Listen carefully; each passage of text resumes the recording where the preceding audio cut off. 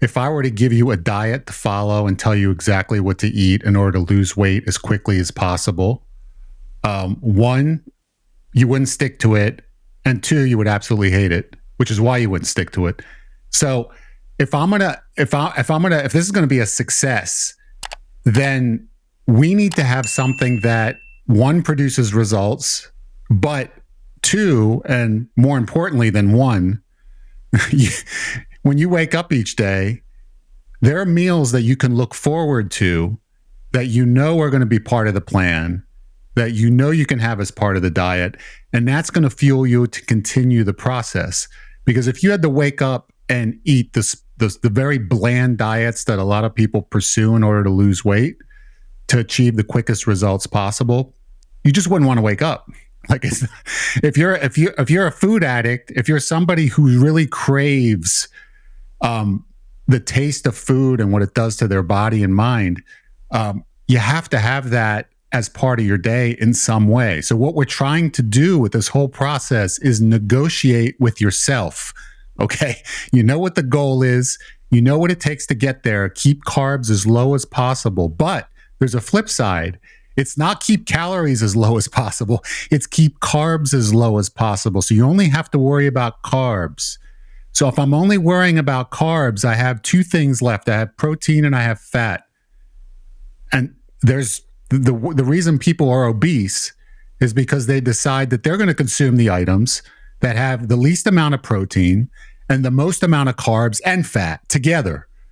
So you're getting a meal that floods your system with carbohydrates, which increase your blood sugar, increase insulin, and in the presence of high insulin, you're not burning fat. Calories are going to be higher naturally because you got high carbs and high fat in the same meal. And because insulin is high, it's shoveling carbs and fat into your fat cells. So you're getting fat at an exponential rate. Okay. So now, and you know, at you used to weigh 354.6 pounds. And I can say used to weigh because you'll never be there again. You used to weigh 354.6. You got there exactly the way that I'm describing. Okay. What I've just described is how you got to 354.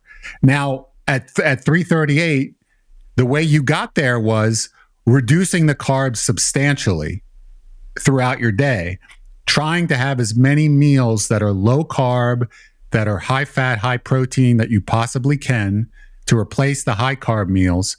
And then knowing that because you're doing this as often as possible, there's going to be some flexibility. You're coming off eating a certain way. You're going to end up having some meals that aren't perfect, that aren't going to be perfectly low carb, but you're minimizing those tremendously. I mean, you're bringing those down to a level where it's a very small, minute percentage of what it is you consume in a week. And that's the reason why you're losing 2 pounds a week as an average. It's because you've dropped the carbs substantially, and the majority of your meals are low carb. The ones that aren't are not offsetting the ones that are low carb because there's not enough of them. If you were put on a diet, the typical diet that people are put on, and they feel as if, well, this is going to get them to the finish line quickly. It's going to give them great results. But if they're not going to follow it, is that true? Are they going to get great results from something they don't follow? No, they can't, because in order for something to work, you have to embrace it. And this is the reason why this was going to be a gradual process from the beginning, because I know getting to that finish line is something we're going to do, but it's not going to happen if we decide that we're going to only eat X, Y, and Z. That's what the diet's going to be comprised of. And you can't have the creative liberty to determine what is it that I like that fits into the very, very simple rules of this diet, and that I can construct on my own, and I can become creative. And you can become as creative as you want. I mean, you're not just limited to what you found. You can go online and you can Google the low carb snacks, low carb meals, low carb ideas, because there's plenty of options, and they're all going to be dependent on what it is that you like. So you can just go through the myriad of one's suggestions that you'll find on the internet, and you can just integrate whatever it is that you want into the diet, knowing that if it's a low carb option, very low carb option, you keep the carbs low, then you're headed in the right direction. So you can give yourself enough of a selection of foods that you can have variety, and that variety you can just cycle through different things. You can have this on this day, you can have this for a few days, then you can move on to something else, and you can go back to that, then you can try something different. You could be all over the place, and that makes the diet seem fresh and different. It never gets boring because there's an endless amount of ideas that you can experiment with. If it ever starts to become redundant, you just move on to something else, and that keeps the diet interesting. And if you're interested in the diet, you're going to stay on the diet, and you're going to keep getting the results that you've been getting. And that's really the. I mean, it's as simple as it gets. You just have to have something that you can look forward to, and if you're looking forward to it and it fits within the confines of the diet, then it's a winner, and it's going to get you to where you want to go. And that's the reason why this has been successful up to this point.